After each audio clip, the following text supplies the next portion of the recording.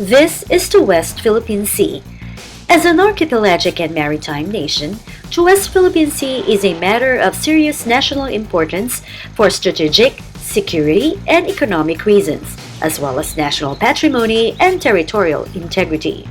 It is the source of the country's indigenous oil and gas, with the potential to meet the country's fuel demand in the next 20 years or more, while hosting a wide array of seabed minerals.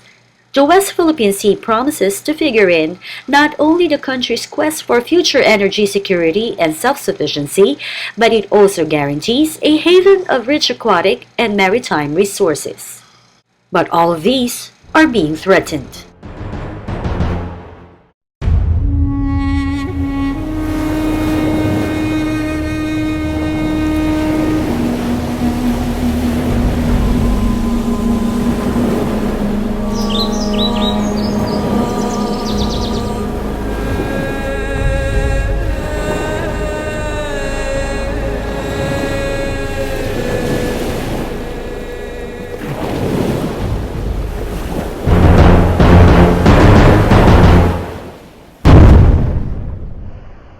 Foreign military aircraft. This is Chinese Navy. You are approaching our military alert zone.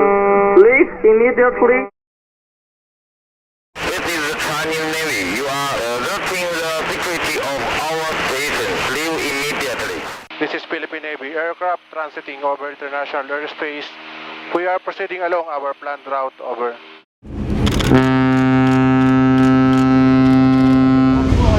This is China Coast Guard vessel 3401. This was on the other side earlier, but it crossed directly in our path, which is a hostile move according to Navy parlance. It's been made by us repeatedly asking us to park and leave a Union shoulder.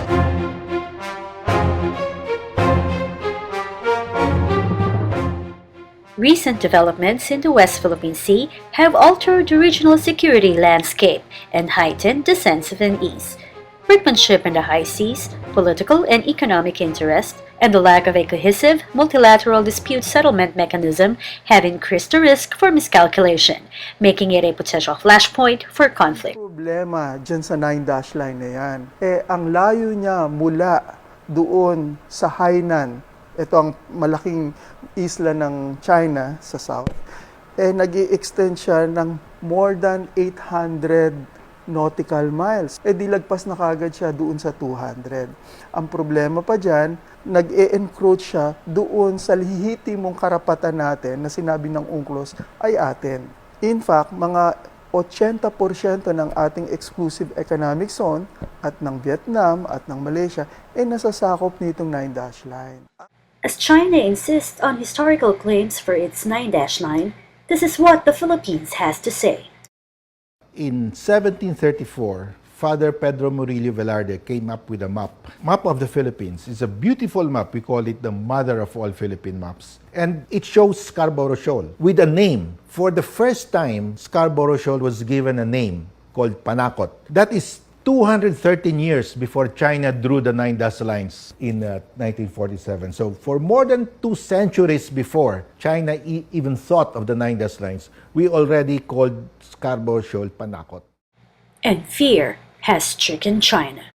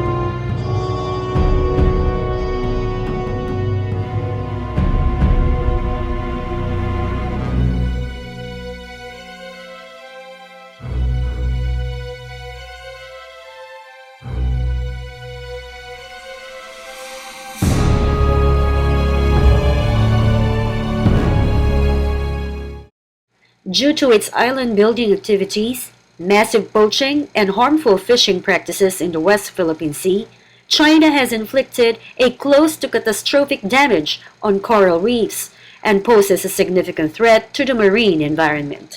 Sa 300 hektaryang corals ang natabunan na talagang hindi na maibabalik ng matagal na panahon. At yun ang ating pinangangambahan sapagkat may malaking epekto ito sa pagdami ng isda. Sapagkat ang corals, alam mo, yan ang tirahan ng ating isda, dyan nagpaparami ang ating isda, at dyan din kumakain o nanginginain ng ating pangisdaan. Malaki ang ambag ng coral reef sa kabuuan ng ekolohiya, hindi lamang sa dagat, kundi sa buong ecosystems.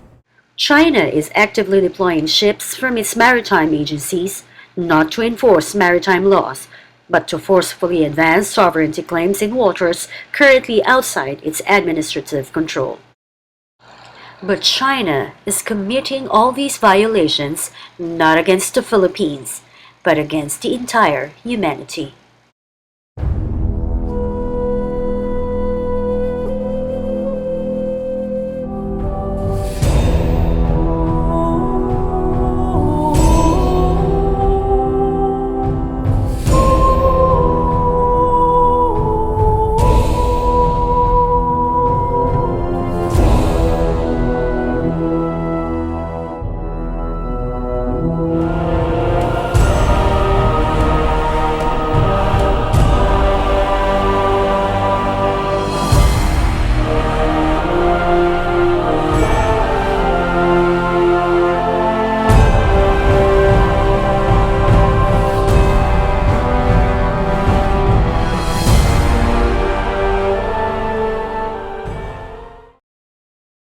Despite the Philippine government's pending case to the arbitral tribunal, China goes on with its artificial island building activities in its 7 occupied reefs in the West Philippine Sea. China still ignores and refuses to participate and cooperate in the arbitration case, a behavior that received criticism from the international community. In the law of the sea, historical rights have been extinguished. But they're there now because they feel that they have the naval might. They will now claim the entire sea. They cannot do that. That's why we had to bring it back to UNCLOS. Is this allowed under the law of the sea? Tayo naman po gusto nating makipagkamay sa bansang China. Pero minsan po mahirap makipagkamay kung yung paa ko tinatapakan mo.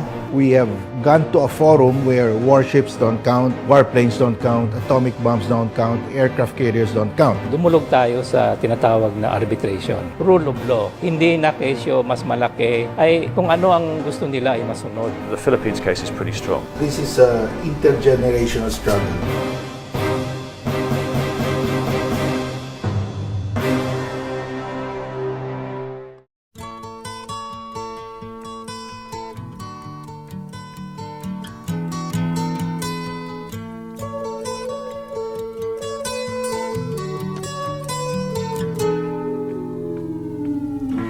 Comes the sun, here comes the sun, and I say it's alright. Darling, it's been a long, cold, lonely... Contrary to China's aggressive behavior that might is right, the Filipino people stand strong on the principle that right is might.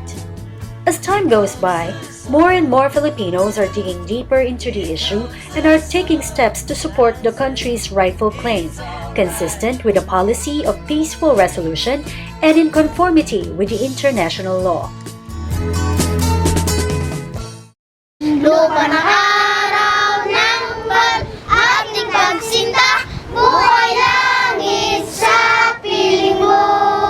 Ang maligaya ng pag ay mag-aapi, ang mamatay ng dahil sa'yo. And together, we shall fight for what is right, for the love of God, our country, and the humanity.